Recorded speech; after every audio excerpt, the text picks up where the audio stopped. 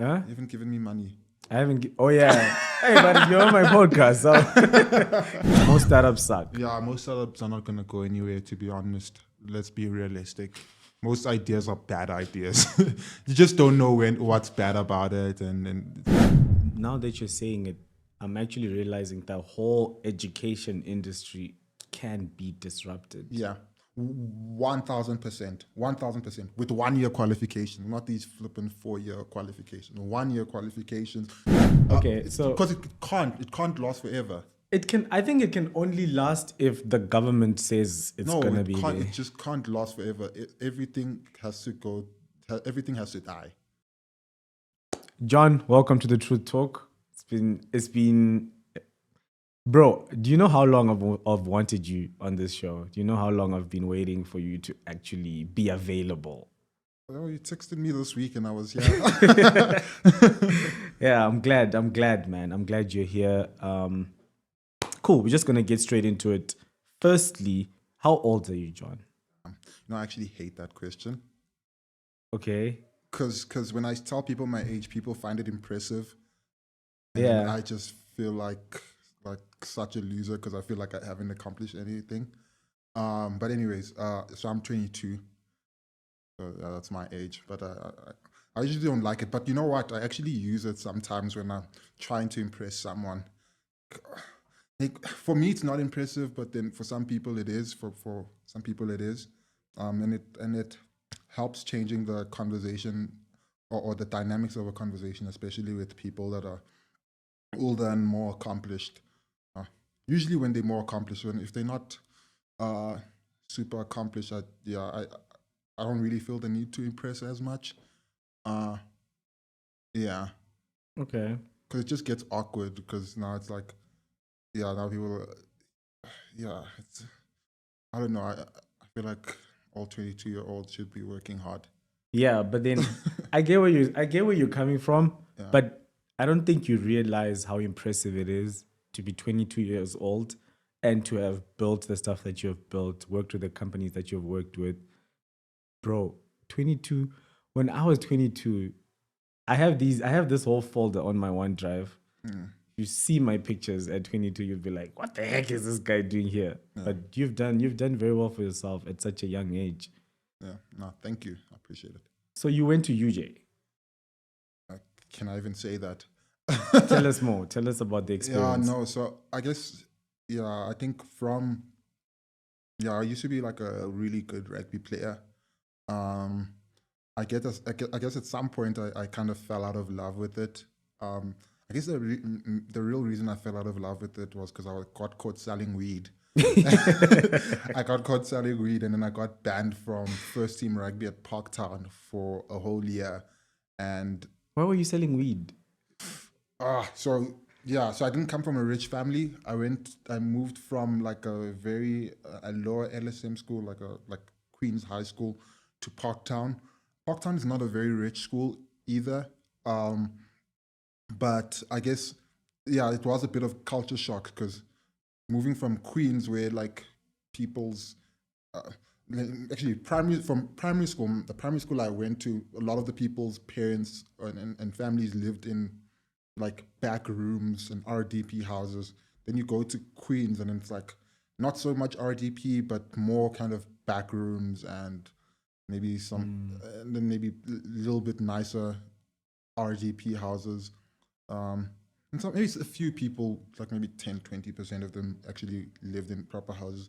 And then you go to Parktown, it's like houses and apartments in like the north and in like nice areas of the south. So and their parents could afford stuff. So it was a culture shock. And like I think even the types of socials and events that they go to were like different from the stuff that I went to, because obviously being in a, I guess, lower LSM school, the type of events that they go to is like those weird ones where they like come with cabs and stuff like that. And it's like I forgot how I was actually, I had like a throwback about them, because people would know which cab, like there were different types of cabs that were, they used to call them quantums. Yeah. my quantum. Yeah, And yeah, they yeah. used to come with like those big speakers and they were all styled out and stuff like that. And people would be flexing which quantum they were riding in. It was like, I'm a FBK 031 Yeah. something something. And then you go to like Parktown and yeah, now you're hearing about like school socials, and then we're going to like parties in Rosebank and like the North and whatever. And I liked that whole aesthetic. I felt like I was in more in my elements because I don't know. I think I was just comfortable speaking English, and if I went to like the other parties, it's like now you have to speak Zulu, and it's um or like vernac, and I wasn't really as good at that. Well, I could speak it, but also it's not my type of crowd for most part. Like if like they just speak vernac. Um, but yeah, sorry, going to Parktown, culture shock. I started partying quite a bit or a lot, like every weekend. Like after a rugby game, I'm like not going home, like because if I had to go home, it would be too expensive. So I'd like just wipe my armpits, put on Air Forces, go to a party. And I couldn't sustain that whole party lifestyle, trying to party in the north. I was living in the East Rand. Yeah, I needed to figure out how to make money to sustain my lifestyle. So yeah, I started selling weed, making good money. Bro, so you've been an entrepreneur since Yeah, high school, selling since weed. I think since primary school. Primary school, I was a loan shark. I used to lend people money and shake them off till they pay me back. Yeah, because with your body and your height, you're Yeah, like, give me my money. yeah. No, Oh, well, I didn't. I don't think I hit anyone. That yeah. they just knew like that. Like, I'm not gonna mess with this guy. Okay. Yeah. So how was your experience at UJ then? Because UJ is that kind of a university where you get all types of people, right? I You don't spent. have your UCT white boys, Yeah. but you've got kids coming from all over the country at UJ. Yeah. I spent. I don't even think I spent a week. Really? Yeah, because I had gotten a scholarship in high school. Like, well, a bunch of scholarships in high school to go to a bunch of different universities. I got probably like 7 scholarships. One was to one of the universities in Cape Town. Then the other one was UKZN and UJ, and then there were like probably 4 overseas international scholarships to go to like in UK and Ireland. Yeah, and I turned all of them down. The only reason I went to UJ was because I chose UJ was because I was meant to go I wanted to stay close to my friend who had started a business with in high school, and yeah, so I barely even actually enrolled. It was one of those things where I was like stringing these guys along. I went in and I got enrolled, and then I was like during the enrollment week, I kind of dropped out because the friend that I started a business with in high school, he completely didn't actually accept any university offers. He didn't want to go, so I couldn't have gone into university and left him because he could have gotten into university. He's really smart. Um, so yeah, we just yeah. I can't even say I went to EJ, to be So honest. where did you go? Do you have a bachelor's degree, John? You know what? For the longest of time, I think I'm a third year in the University of Life. I'm still learning. I'm still learning. I haven't graduated yet, but hopefully soon. Um, Okay, I didn't know that. I yeah. honestly thought you actually did like a whole You think I finished? traditional You think I degree. finished? Yeah, yeah, yeah. Whoa. And here you No. are, you dropped out after a week. Yeah, because for me the math I did in my head was if I spent 3 years or even 4 years, 4 years is what the degree was. If I spent 4 years trying to build a business, even if I failed for 3 years, it's unreasonable that if I didn't stop, that I won't be in a much better position than my peers that would have been graduating at that time. I would have had 3 years, 4 years of experience ahead of them. Um, and yeah, I literally turned down all the scholarships that I got, and yeah, I turned down all the scholarships. So I was essentially betting on myself. But for me, I didn't really feel like I was betting on myself. It just felt like it just made sense because I was just like I already was very skeptical of universities and what I would be able to learn from there. Dude, that was a brilliant decision. Yeah, Honestly, I will say, because for me, that is always my biggest regret in life is spending those 4 years in a university, not really doing much, not really pushing myself. I mean, yes, of course, university taught me independence. yeah, It taught me freedom. For the first time, I have to manage my own money, manage my own time. I always remember this one time they were like, "This lecture is compulsory to attend." Then I woke up and I just felt like not going, and I didn't go, and nothing happened. I was like, yeah. "It's not compulsory then." I've got a question. So I was actually having a conversation earlier on. I started my own podcast. So this is like my third shoot today. Dudes. Um, well, I started my own podcast again Oh because yeah, I yeah. stopped the other one. But yeah, so we were having I was having a conversation with a guy from called Bilal from IT Varsity. They do about like I think they started 4 years ago. They've done 20,000 learners in the past 4 years. But we were just chatting about whether like university is still relevant, and that's a question to you: is university still relevant, especially in this economic situation we find ourselves with the record youth unemployment rates? Does it make sense for us to be sending kids to universities to do 3 years 4 year degrees, um, only to not get a job? That's a very tough one. It's a tough and then one. and then and then uh, Yeah. and then it's like, is it not wise to actually have us train more people, well, have more people do kind of 1 year courses, and then we train as many people as possible, as opposed to kind of locking them into this Degree. degree that's like, Yeah. Well, I'm a little bit biased because I own a school, right? yeah, But there's a reason why I started that school. It's because I saw the inefficiencies in university. yeah, You go 4 years studying something and you come out of it without any real tangible skill, yeah, right? If I gave you $100,000 today, or let's say 2 million rand today, and I said you can use this money to do anything, and you're 18 years old, and then you take that money and you put it in a degree, would you do something like that? Most likely not, right? So I think universities need reform.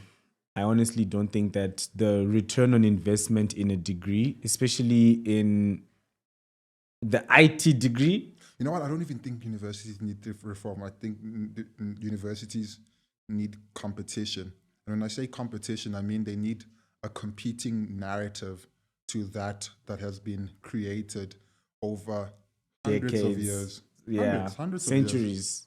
True. Yeah, Because I was watching this thing on TV, yeah, and it was a black man during the apartheid era, right? And for them, they were not allowed to go to university. So now that that regime is gone, they have one goal and one goal only, is to make sure that their son or their daughter goes to university because they couldn't.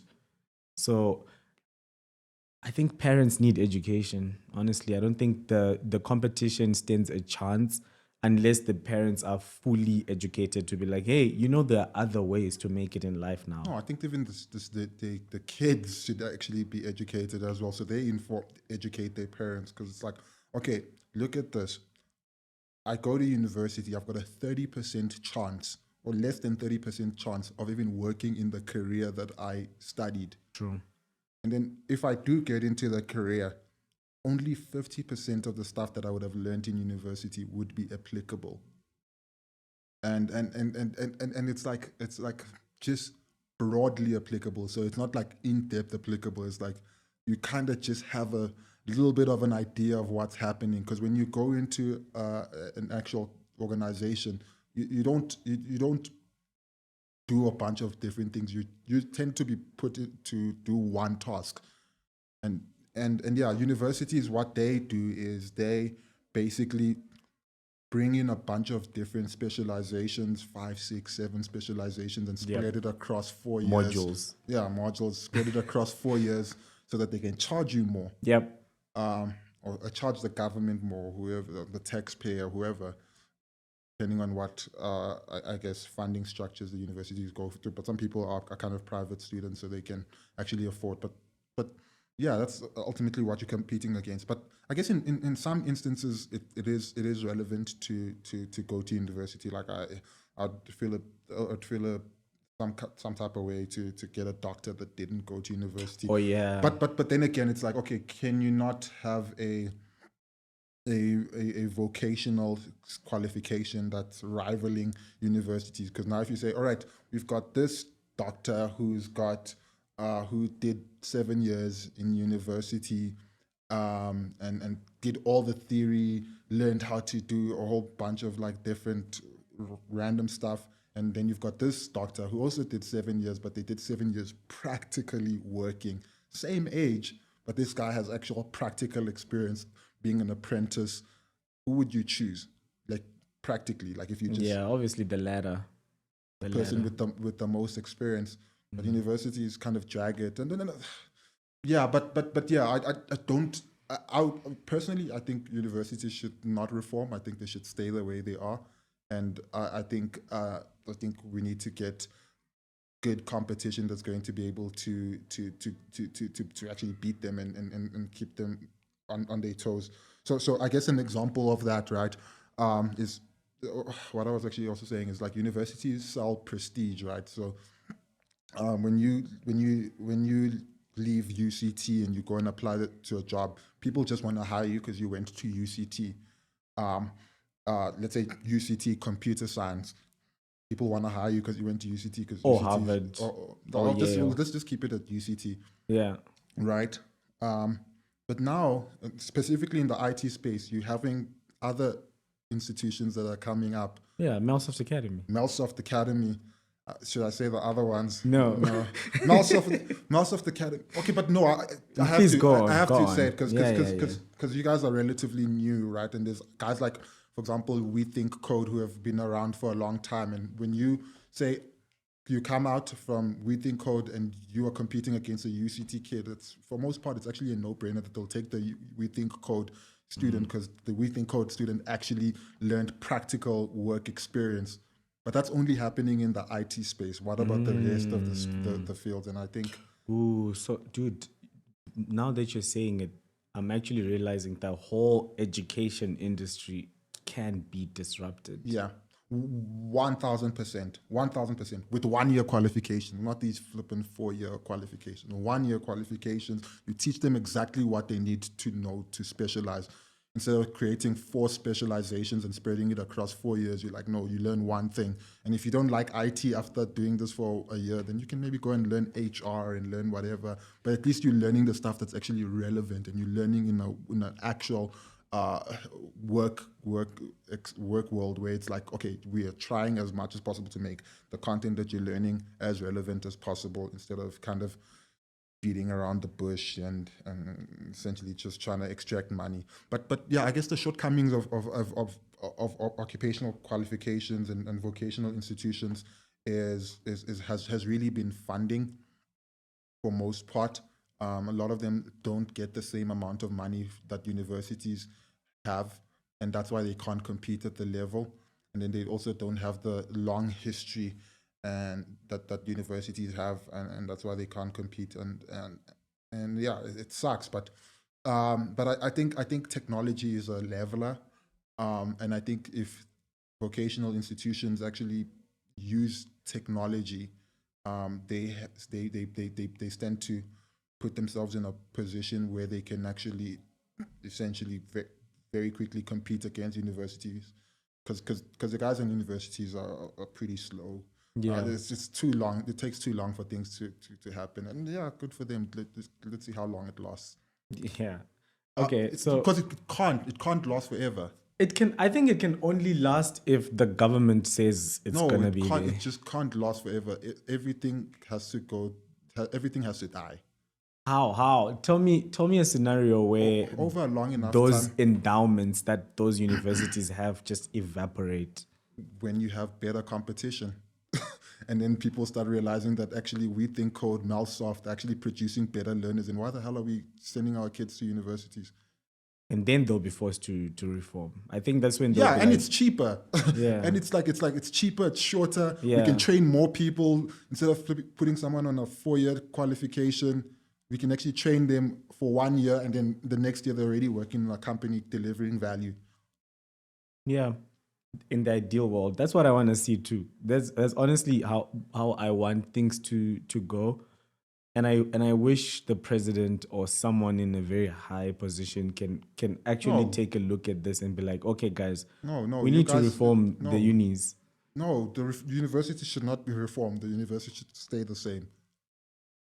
No, but they've got benefits. No, You know, you they have being no benefit. You guys can no. You guys are both selling education. You selling yeah, education. They selling education. You doing what takes them 4 years to do, and you're doing it in 1 year. yeah, true, true, Why should no? They should stay there and go extinct. and get And extinct. Like then oh yeah, over Microsoft becomes the new norm. Hey man, I'm up for it. yeah. Yeah. Okay, so tell me, since you didn't have a degree, you didn't go to uni, Yeah. how did you manage to land your first job? How did you do that? Funny enough, I don't think I actually have ever had a job. I've never had a job. I yeah, I've never had a job. I think I my f- I guess I started kind of building my first business in high school. Um, and yeah, what were we doing in high school? I don't know. We were working on a electronic patient report form in high school.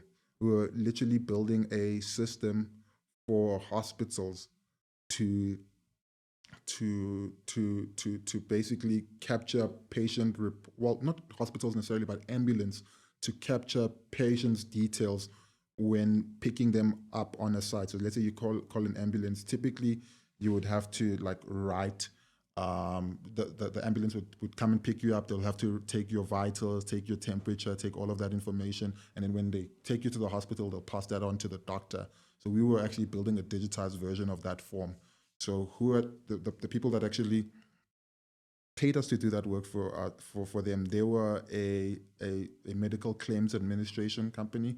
So hospitals basically outsource, in some hospitals, not all, but some hospitals outsource their medical claims administration, which means if somebody goes into the hospital and they give them the whole service and insurance needs to pay out, they have a third party going out there and collecting the money. So the issue with having stuff done on pen and paper is that if there's human error, then the insurance companies have reason to withdraw funds and say, no, that information doesn't make sense, so we're not paying out. So by having a digital platform, it actually increased the level of trust. But unfortunately, the project didn't actually go didn't go all the way through. But I guess it was yeah, we did make 50,000 rand, and this was in high school. So in matric, so we were already super motivated with the whole entrepreneurship stuff, and we're like, oh yeah, damn, we can actually work on these projects, and we can actually uh, build stuff that actually delivers value. So I guess early on our journey kind of we kind of skipped the whole building websites and stuff for people, and we're already starting to think building like large complex systems. And but yeah, I guess the first year out of high school was a complete failure. So we didn't go to university, only to fail and be couch surfing for a whole year. And how did your parents receive that?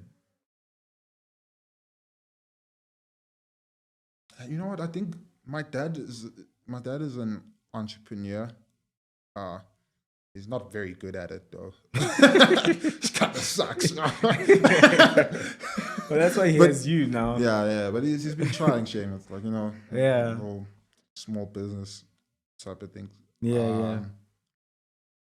Yeah, so I don't know. For him, it made sense. My dad was actually funny because he's Nigerian and he Like I remember when I was 12, he used to tell me, your age mates are busy getting married, taking care of families, and you are here busy eating my food. So that's the type of guy I had as a dad. So it's like, yeah, I don't think he was. I think he was more upset that I didn't pursue rugby than he was of me not going to university, because initially when I started playing rugby, he wasn't in support of it until I started getting all of these scholarships and all of this stuff. And it's like, damn, this kid is actually really good. And rugby got me on the plane for the first time. Yeah, so I think he was sad about that, because I think he thought he was going to be what? Is there a wag for dads? A dag? Dag, yeah. Yeah, I mean, I think it's every parent's dream to see their kid do well in a sport, especially in soccer or football. For me, I think if my child can kick that ball, we are going all the way. I'm thinking, oh, Premier League, here we come. Yeah. Yeah. So yeah, I don't think he was too upset. But he wasn't supportive of it. Yeah, but I tried to keep the illusion that we were doing well for that whole year. I remember I moved back home for like 2 months, 3 months, but I pretended like I was going to visit him. I did tell him I just stay there for like 2 months.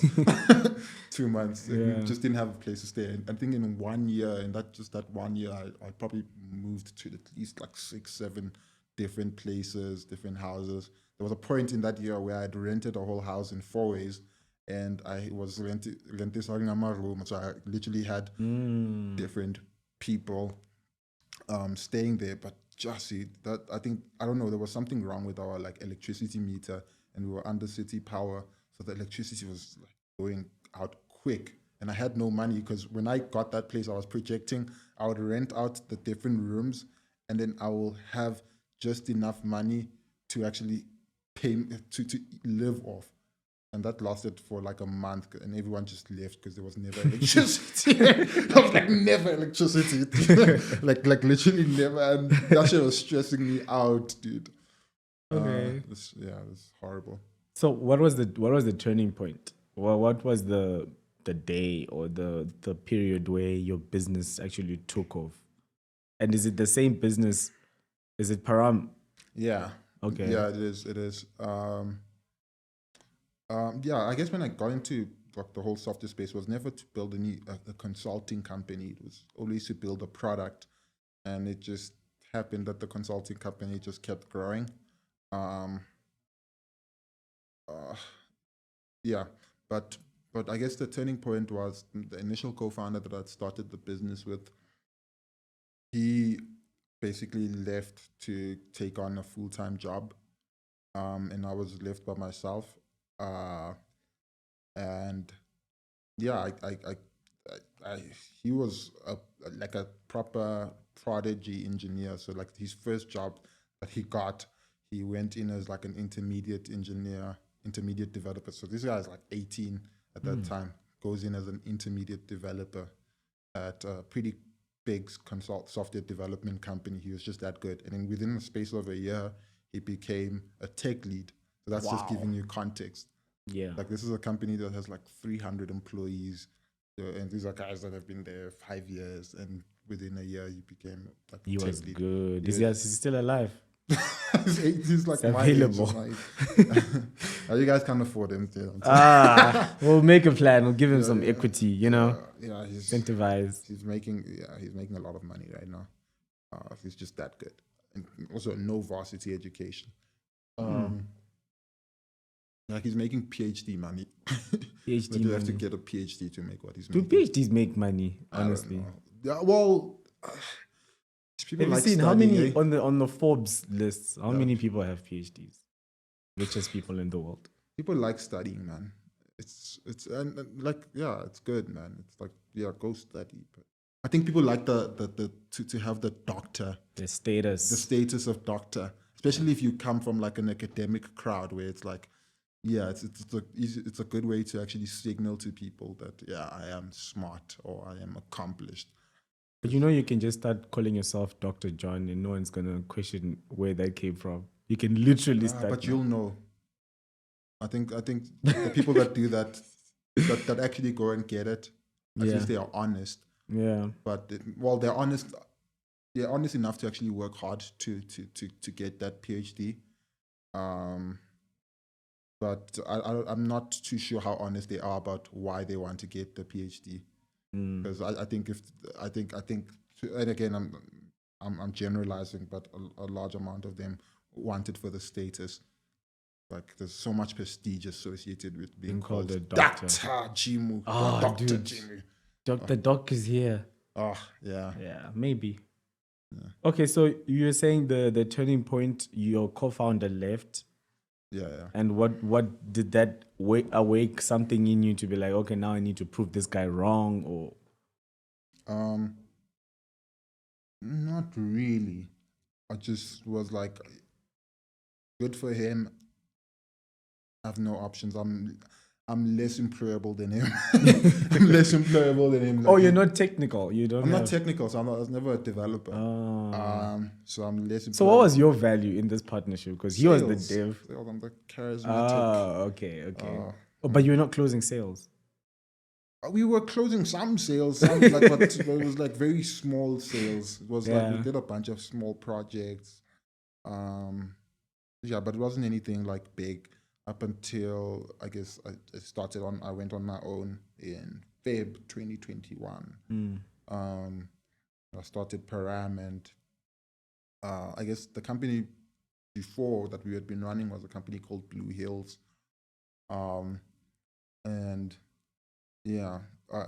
Started Param, but we had a little bit of clients. In fact, we had no clients actually at that time. So I probably had like a month of runway before I was homeless. And at that stage, that friend of mine was actually just still funding me. Like he was, because he felt, I don't know, I think he might have felt bad that he had taken a job. No, actually, we were still kind of working together whilst he took a job. At some point, he was like, "Yeah, this is not working." So I had like a month of runway, of runway, and I guess in that month, I managed to land a contract with one of the big IT companies. It started off as a small kind of contract. It was initially like 40,000 rand. And then we did well with that project, and then it landed, and then it became a much bigger contract where it was like 2-3 million. Well, it was actually, no, it was just a million rand. It's just a million rand. But then to get that million rand, I kid you not, like I had to debate like 4 of their engineers, like senior engineers, their lead engineers, around why Node.js is better than Java Spring Boot, because there was a big telco that was looking to rebuild their system. They had built it using C# Silverlight, and at that stage, Microsoft was not looking to support Silverlight. So Microsoft was not looking to support Silverlight, so they needed to rebuild it with a new technology stack. So their internal team were a lot more proficient with Java Spring Boot, and this is a company with like 10,000 employees, and we were selling ourselves at that time to be like a JavaScript first company, and so we literally were, and this was also during COVID times, so we were I was meant to debate against their team around why Node.js is better than Java Spring Boot. I didn't even really know what I was saying, to be honest. I literally had an article, split screen, video call on one side, the other side, the article, and I'm busy literally just reading verbatim.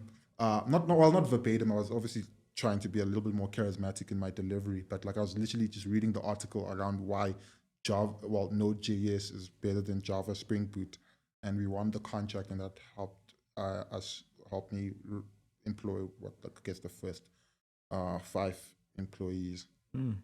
So for someone who's starting out, maybe they have their own dev house or they want to start their own consulting firm, what would you advise them? They are like sit on it. Don't do You're it. saying don't start it. Don't do it. I have no advice for you. Don't do it. Why? Why not? Like, what value are you bringing to? Okay, you know what? No, what? Do it. Do it as long as you can. You make money to build a product. Don't do it as don't do it as your exit strategy, because consulting companies are not scalable right now. Because the best time to have built a consulting company was like 20 years ago, when the consulting industry was growing. But now you've already got established players, and not to say that you wouldn't be able to make a lot of money. You could, because there's always need for consultants, and there's a lot of people that are not as qualified in certain areas where you can actually deliver value. But if you're saying, oh yeah, I want to start this consulting company to build a $1 billion company, you are very unlikely to not do that. You're unlikely to do that, unless you've got the craziest networks, like maybe you connected to the Ruperts and they'll just give you money. But yeah, if you're going to start a consulting company, I also still have no advice for you, because it's also I still don't have any advice, because it's a very network driven thing. It's like there's so many consulting companies that you like, if you say you're doing something different, you're lying. Yeah, you honestly are lying. There's so many other people that are doing the same things. People try and play around with the wording, but all you're doing is you're selling human hours, human skills. And there's so many other companies that do that. So it's like. So you're saying that the best way to succeed in this industry is your network, basically. In the consulting space, yeah, 100%. And what advice? I think you're one of the best networkers that I know personally. What's your strategy when it comes to networking? I think it's different at every stage. Initially, I was networking because I was hungry, so I would like try and meet as many people in a short period of time, in case something stuck. But none of them actually stuck. So most of the events that I went to, like I don't remember getting any projects from an event, except for an event that I hosted, where it's like, okay, that was a good way to actually funnel clients. But yeah, I besides that, I've never attended an event where I met someone in. Oh, actually, never mind. Didn't I meet you at an event? I met you at that. You haven't given me money, you see?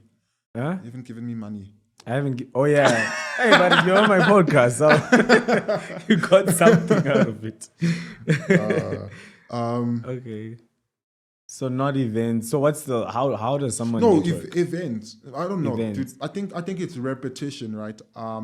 The actual answer is build relationships, not networks, because relationships are what will take you further than just networking. Because if you build relationship and trust with people that are in better positions than you, then you'll ultimately do well.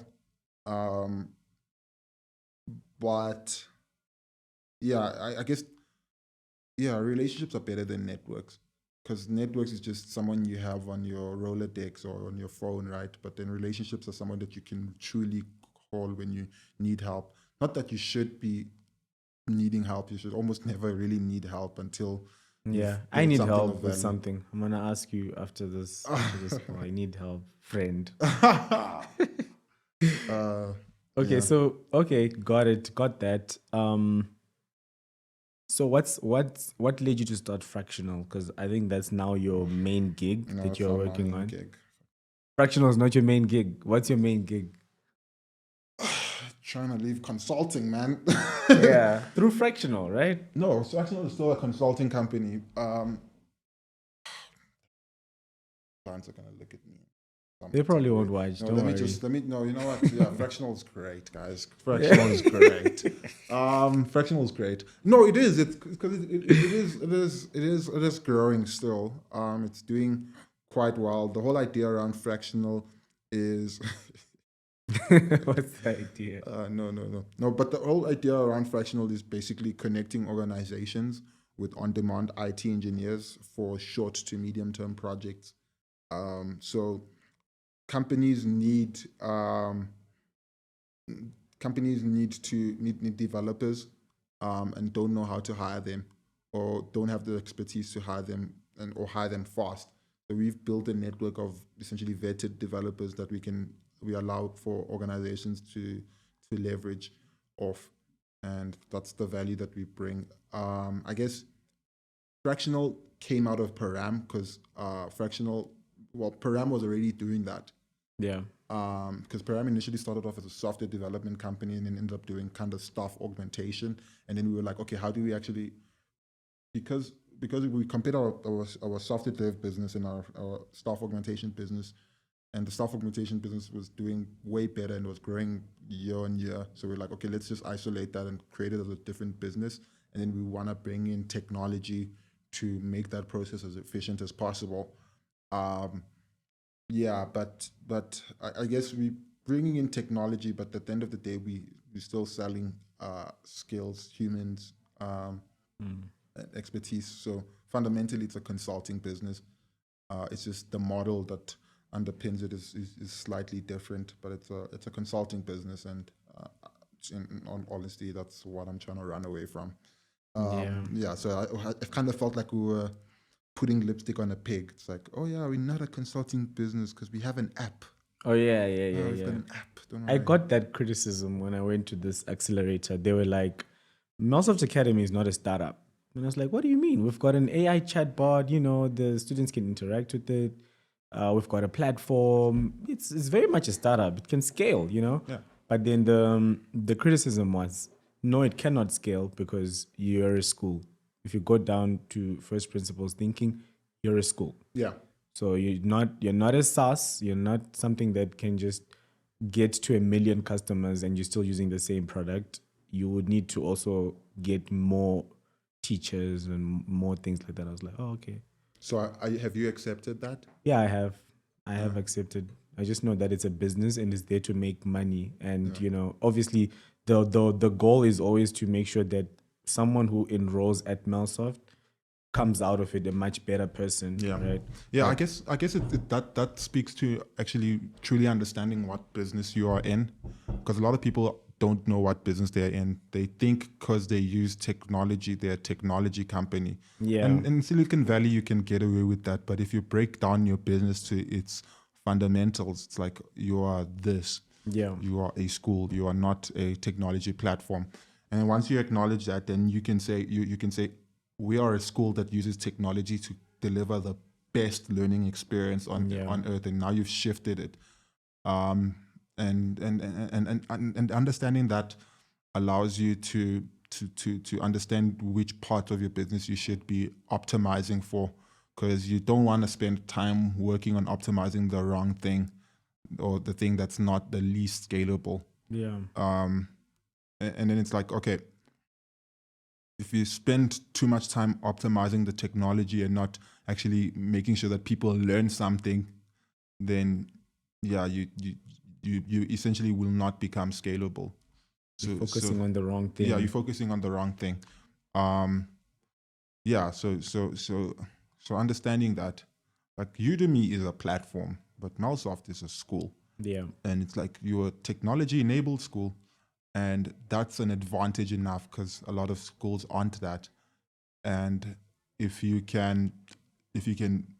using technology as a moat, and if you can, and what you probably should do is just keep using technology to enhance your competitive advantage. But the true value that you're bringing to the students is that at the end of the day, they will get out of Millsoft Academy with skills that they can actually apply in the workspace. And then there's the other part of it is placing them in jobs, right? Which I understand about your business is you place them in job, but now you're a recruitment business, you're an early talent discovery business. And those are two businesses that somewhat are conflicting with each other. So it's like, okay, do you get good at one or both of them? Yeah, it's a challenge. It's a challenge because we need to be great at both. Some of my mentors have been like, no, you need to be the best at placements. Then I was like, okay, let me try that. Let me be the best at placements. Then I was placing people that were not good enough, right? Because I'm great at placements. Here, look, here's a job. They get to the job 1, 2 days, 1 week, they quit because they're just not good enough. So now I think for us, it's we need to be the best at training. I like the Within Code model a lot because they really mastered the art of A, selecting the right people to come into the school, then B, giving these smart people a platform to just express themselves, and then connecting them to the right talent. 100%. So yeah, again, understanding that we're a school and what brings what gives a school reputation, a good reputation, is the quality of the alumni that comes out of the school. So if the quality of the learners coming out of Malsoft are just so good, then that sells itself, and you don't even have to do recruitment.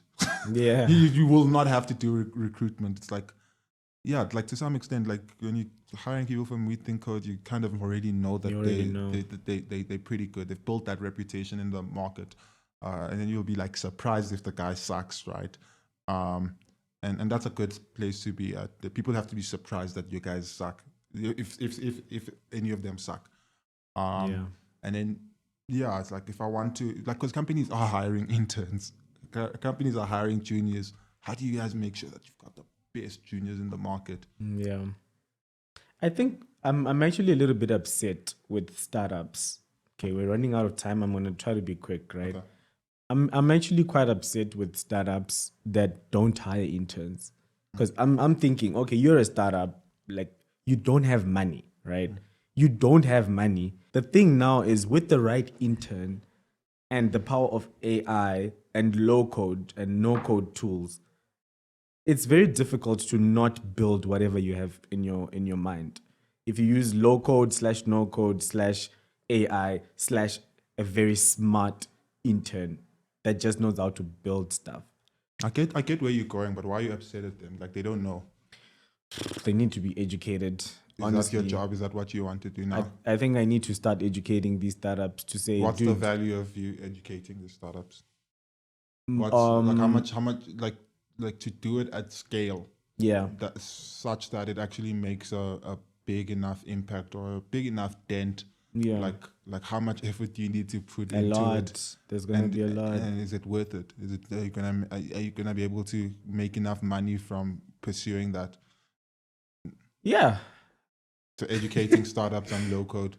Yeah, on low code without / being no biased code. to any product. Yeah, I'll try my best. I think that's what they need, because people have ideas. I went to that accelerator. You know that accelerator we went to.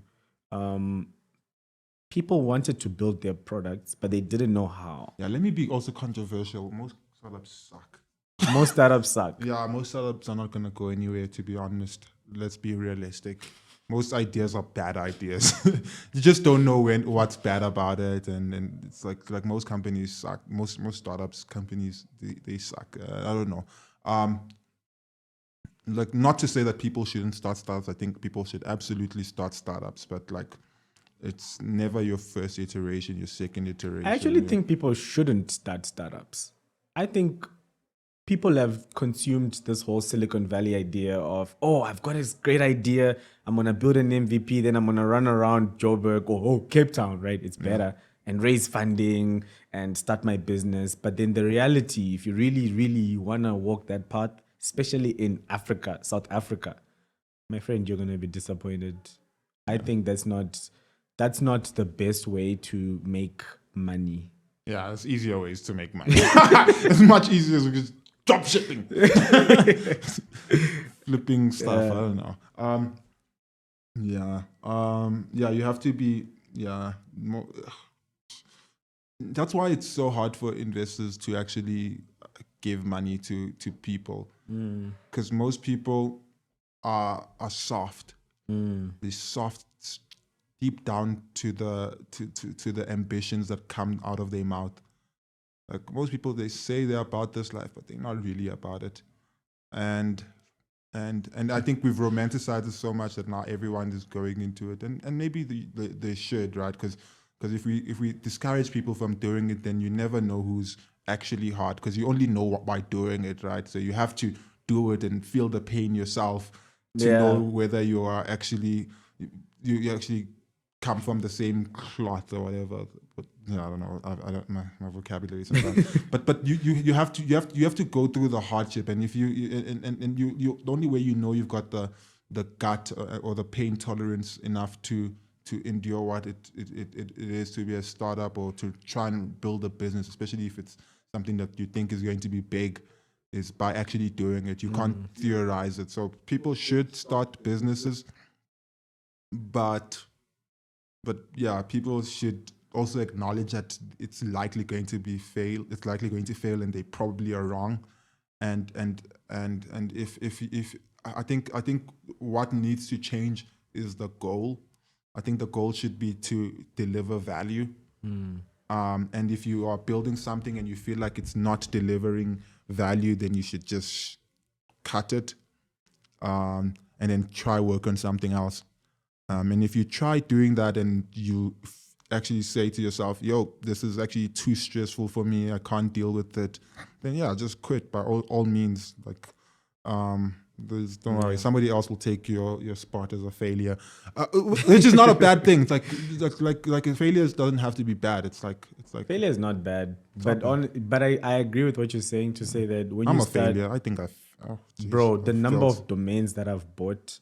Oh my God. I think you'll also be jealous of my list. I want to see yours. I'll show I've got you. some dope names though. Dude. I'm just waiting for somebody to offer me like $100K. Yeah. Dollars even. Yeah. Do you have those high value domains? .coms. .coms, yeah. Yeah. .coms. .ai is also .ai. got a few of those Yeah. dead ideas. Okay, so we're about to finish now. I just want to ask you, think 3 more questions. Yeah. The first one is, some people believe that AI and automation will lead to mass unemployment and social unrest. What's your take on that?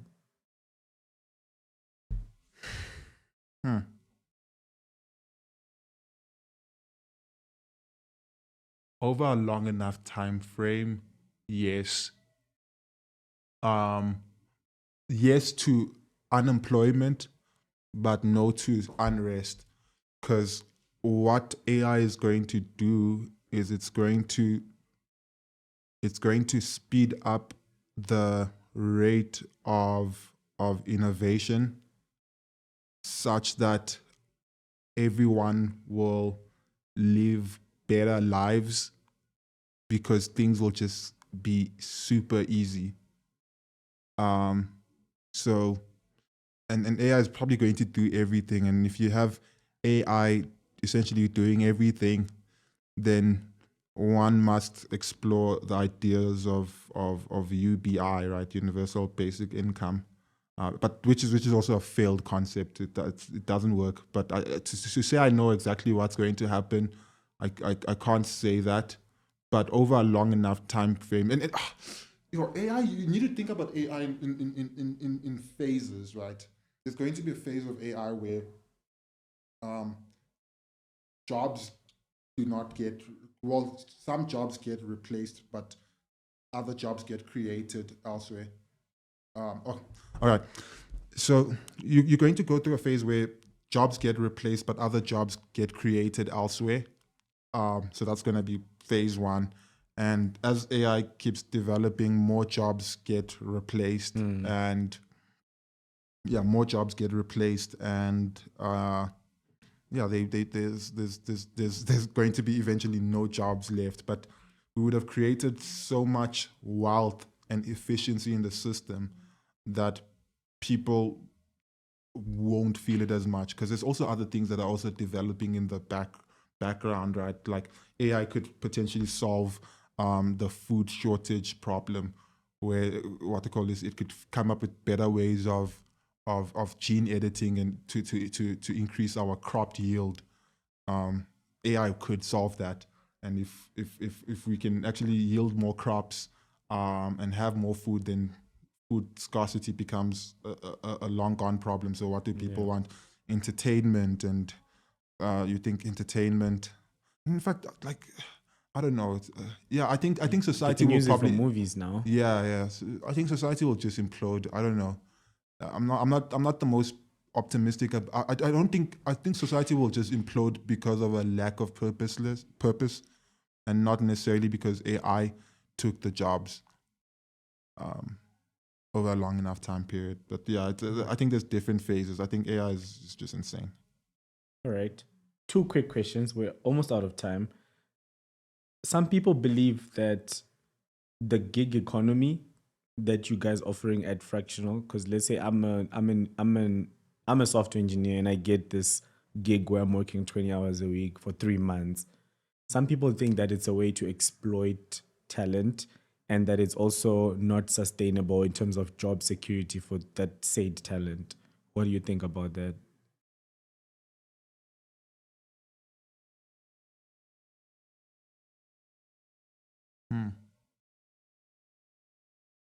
I think I think people have a choice as to whether they want to go out as a contractor or as an employee. If you go out as an employee, you know that you have a lot more security, but not really. But if you go out as a contractor, you know that you have less security, but you, what they call this, can make a lot more money. And yeah, it's all based off your risk appetite. So I don't think people are going to jump into being contractors as fast as some of these companies might want people to believe. I think the people that should be going out as contractors are people that are that know that they are that good, that if a opportunity, if the job finishes now, they know that they'll get another job the next week. If you aren't that guy, then you probably shouldn't do it. Just keep your job. Keep your jobs. Keep it safe. Oh, okay, cool. Great answer. I like that answer. And then the last question is coming from the previous guest on this podcast. And that was Paul Smith of Civitas, right? So his question to you is, what idea has most impacted your life for the better? Idea. Like a principle, anything like that. Damn.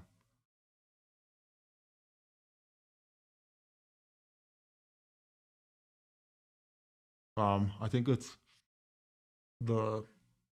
like the law of big numbers, right? So, like everything has a probability. So extrapolate that over a large number of everything has a probability, right?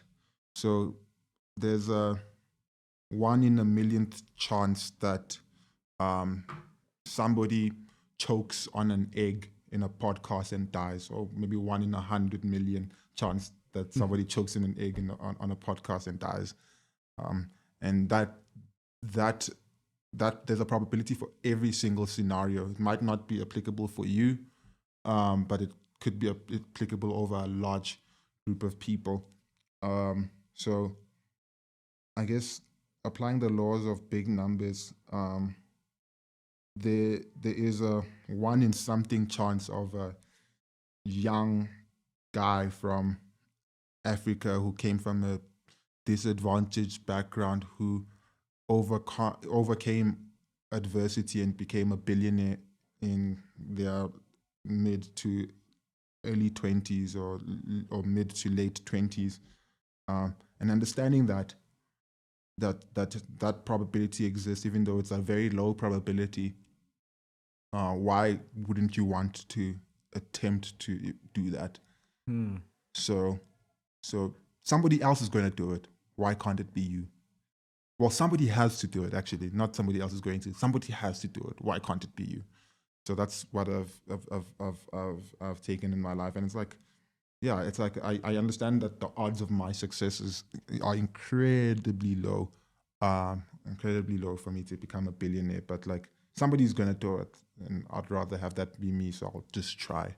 I'll at least try. So, yeah. Nice. I love that. I love that a lot. And your question to the next guests?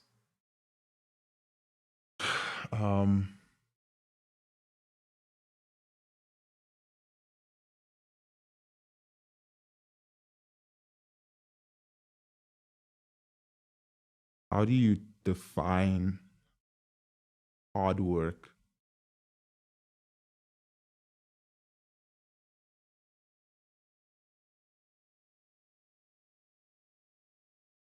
Yeah, I don't know.